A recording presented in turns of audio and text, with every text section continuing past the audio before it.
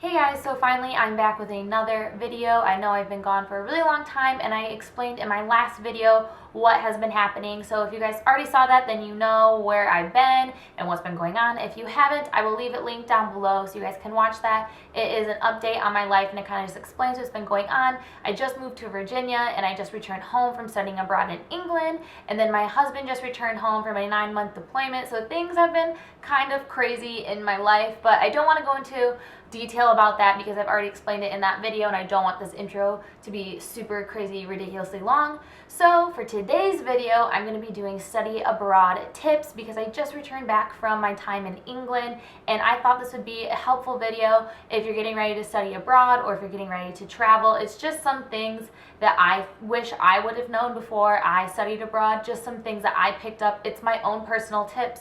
I'm not saying these are like factual by any means or guaranteed. This is just my personal opinion, and I thought I would share some little stories about some of the time or some of the things I did during my time abroad, and just, I don't know, I thought this would be fun. And I haven't talked to you guys in forever, and I just felt like making a fun talking video. So a little background, I just studied abroad in England for 4 months, about 4 months.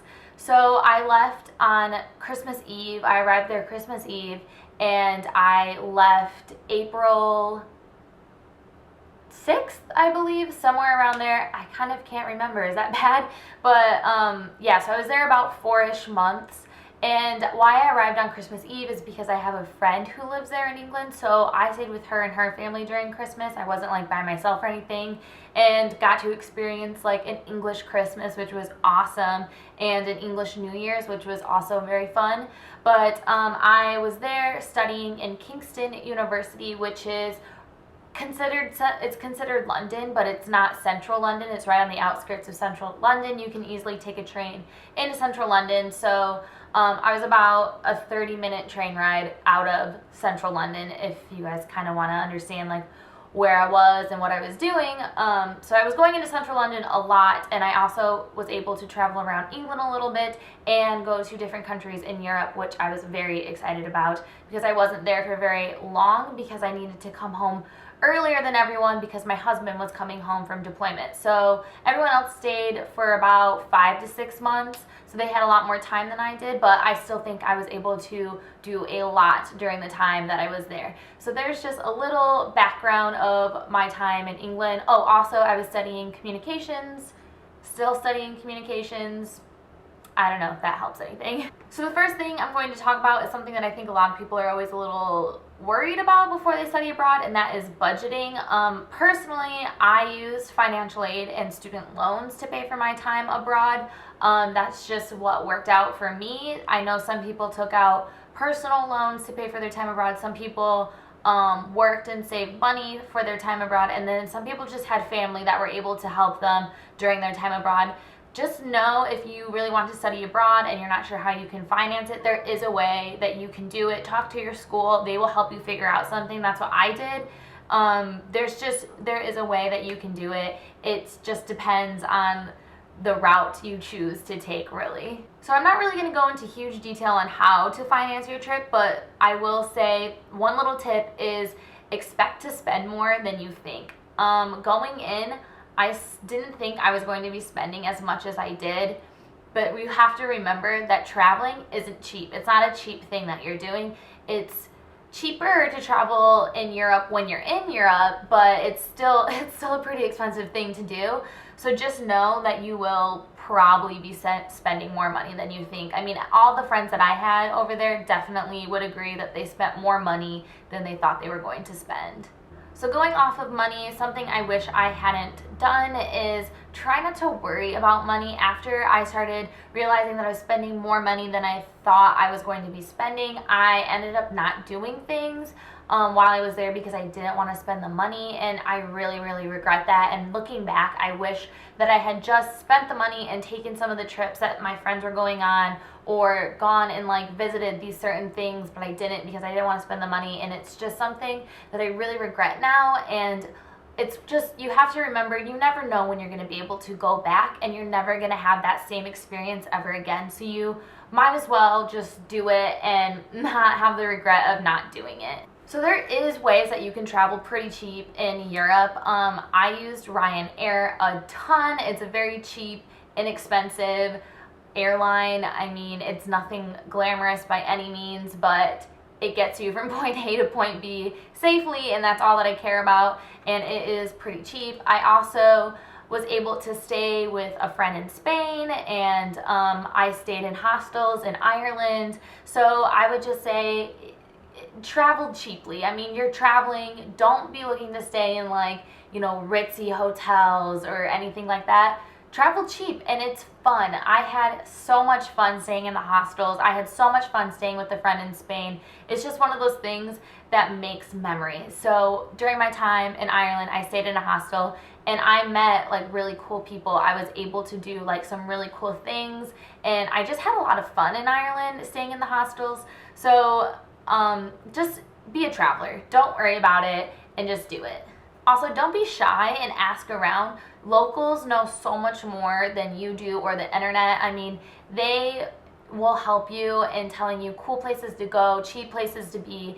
They know. So if you're studying abroad, make friends with someone from that country and ask them where they think you should go or where you would like or somewhere cheap to be. That's what I did a lot, and it was so much fun because I was going to like these really cool like hole-in-the-wall kind of bars, and it was really cheap, and it was just a lot of college students. And ask around, don't be shy. I mean, that's why you're there. You're there to talk to the locals, immerse yourself in the culture, leave being American back in America, and just become part of the culture that you're living in, and you will not regret it. So the next thing that I kind of learned the hard way is when to take pictures and when to not take pictures. I know, trust me, I know, being a tourist, you want to take a picture of everything. You want to take a picture of that freaking tree right there. You want to take a picture of that one English rock that's sitting so perfectly in the sunlight. But don't. Sometimes it's okay to not take the picture and just be there in that moment and just admire that one thing. And it's just one of those things that if you're there in the moment wanting to remember it, you'll remember it better than a picture because you have that experience. If that makes sense. Like, there was a lot of times that I saw street performers and I wanted to take pictures of them, but I thought, no, I'm just going to sit here and I'm just going to watch them do their street performance, and I'm just going to enjoy the crowd and the moment and live in the moment. And it's one of those things that I remember so much better than when I look at a picture. Half the times I look back at the pictures I took during abroad and I don't even know what I was taking a picture of. I don't remember it. I don't know why it's in my camera. I have no idea. But the things that I do remember the best are things that I didn't take pictures of. But then also there are things that you should take pictures of. I'm not saying don't bring a camera with you. Like, I took some really great pictures of Big Ben and the London Eye and some really great pictures of waterfalls in Ireland. And it's one of those things that you kind of have to, you'll start to learn while you're there also when you should take pictures and when you should just live in the moment.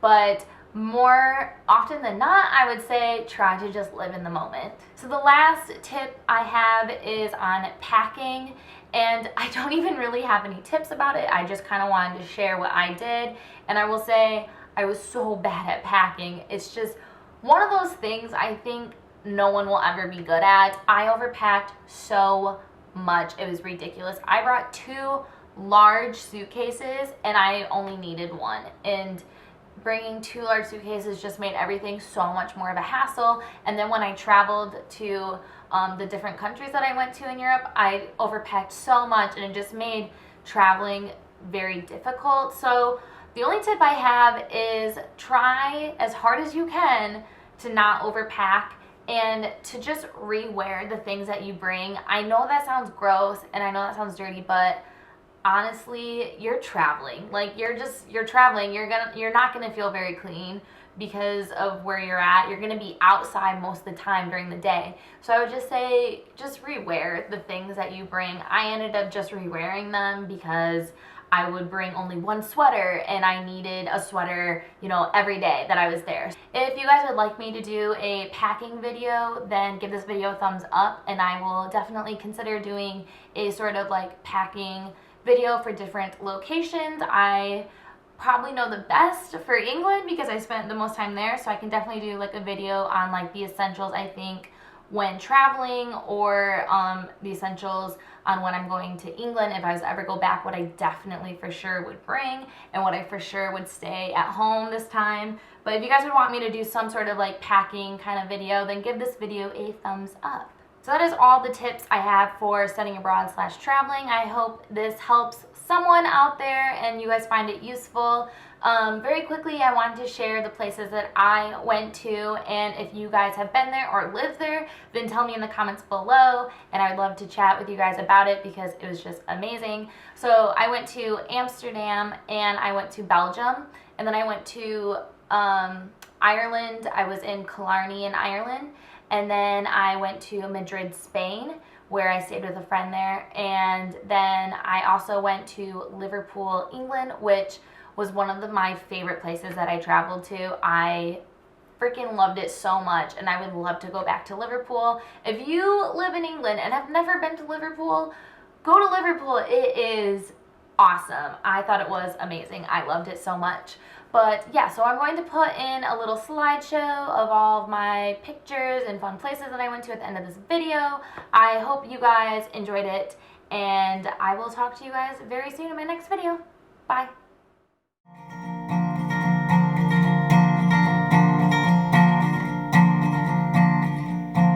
Summer in the sky, fireworks and the 4th of July, BB guns and beer cans, flags on tailgates not making demands. Summer in the sky, fireworks and the 4th of July. My dear, I've had enough, but who would I be if I gave it up? Summer in the sky, fireworks and the 4th of July. Those flashing lights don't fancy me, not tonight in the land of plenty. No sparklers, no burning chairs, Roman candles or police flares. Summer in the sky, fireworks and the 4th of July. BB guns and beer cans, flags on tailgates not making demands. Summer in the sky, fireworks and the 4th of July. It's a boom, boom, bang, bang, bang, boom, lightning bolts across this